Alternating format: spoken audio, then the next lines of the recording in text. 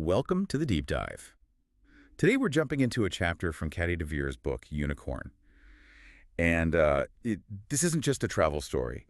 It's this intense mix of remote work adventure and a really deep personal quest. Exactly. We're looking at just one part of her journey, really drilling down into nature versus nurture Yeah. identity, all while she and her husband Alex are stuck out in far north Queensland. Right, they were contracted to train rangers in aquaponics, of Yeah. all things. On Badu Island. And this idea of finding your unicorn self, it's about embracing, feeling different, not quite fitting the mold. And Badu Island, Wow. what a place for this to unfold. You mentioned tiny planes. Oh, yeah. 8-seater charters landing on these super short runways, basically right on the beach. Talk about remote. So it was a real edge-of-the-world stuff. Totally. And their accommodation was, well, basic. A Besser brick house. They had nightly dogfights outside, horses eating mangoes off the trees. Sounds colorful. And dangerous. Alex apparently almost stepped on a death adder right near the house. Oof. But sort of simmering beneath all that, Caddy had this lifelong dream. Finding her birth family, she'd done the DNA test thing. Ah, right. So she's out there training rangers, dodging snakes, and just waiting. Waiting for these potentially life-changing results. Pure serendipity, as she calls it. That isolation really amplifies everything going on inside. So the big moment, how does it actually happen? Well, Alex is doing this technical talk on water quality for the Rangers. Okay. And Caddy ducks into this little side office. It's the only place with internet access. Apparently Telstra worked, but Optus didn't, so no mobile data for her. Right, got to grab that connection when you can. Exactly. She logs into her email, opens the DNA report, Yeah. sees the mix Netherlands, England, and then, kind of impulsively, Yeah. she fires off emails to her top 4 DNA matches, just lays it out.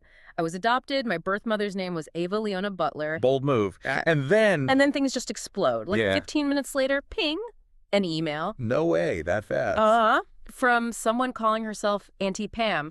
Says she shares 24% DNA. And yes, Ava is her sister. Wow. Just like that. But wait, there's more. Moments after that first email, another one lands. Oh, come on. Seriously. This one starts, "Hello, Caddy. I am Ava, your mother." Oh, my God. I can't even imagine. What did she do? She describes it like an atomic-sized mushroom cloud just detonated in her head, completely frozen. I bet. Then she just bolts out of the office into this stiflingly hot greenhouse, like 34 degrees Celsius. Just needed air. Or somewhere to freak out. Both, probably. Feeling faint, sick, wanting to scream, laugh, cry, everything all at once, shaking like a leaf. It's such a pivotal moment. And look, if you're hooked by this story and you want to know what happens next, how this all unfolds, You really should check out the book. yeah, the full story is in Unicorn. You can find it on the website unicorn.life. That's UNIQUORN.life. Definitely worth reading the whole thing. So, okay, back to that moment. She's found her mother, electronically at least. But then comes the reality check, right? Yeah. Pictures.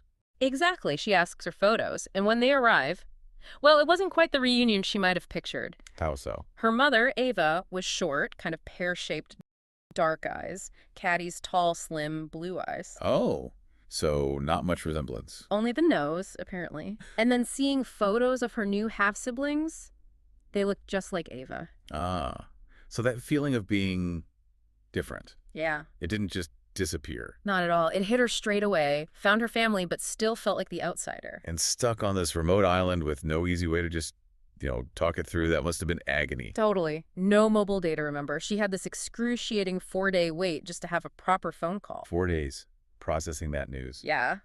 The book talks about these wild emotional swings, dizzying highs, crashing lows. She even mentions her neck physically aching from the stress. Wow, just stewing in it, basically. Pretty much. Cut off, trying to reconcile decades of her life with this sudden biological truth. So after those 4 days of pure emotional chaos, they're finally leaving Badu Island. Running on adrenaline, I imagine. And then, just to make things even more surreal, What? they get to the tiny airport, and there's this whole fanfare, music, dancers, police. For them. No. Turns out Prince was arriving right then on some kind of conservation tour. You're kidding, Prince on Badu Island. Yep. Bizarre timing. But then, just as quickly as it appeared, the whole welcome party sort of melts away. Leaving. Caddy, Alex, and Prince are pretty much alone in this Spartan single-room airport building with maybe a couple of locals. Okay, that's officially weird. Right. Oh, she said Walked right up to him. Hi, I am Caddy. Snaps a quick photo. Go, Caddy. But perfect little snapshot of that whole internal explosion, really. What a chapter. It just perfectly captures that duality, doesn't it? Finding family, this huge connection, but also grappling with loss, with difference, with where you fit. That intense pressure really forced her unicorn identity out into the open. It makes you think, doesn't it? About identity today, about belonging. What does it actually mean to embrace that feeling? The freedom of not fitting in. A really powerful question. And for anyone listening who wants to explore Caddy DeVere's full journey and how she answers that, Grab the book, Unicorn.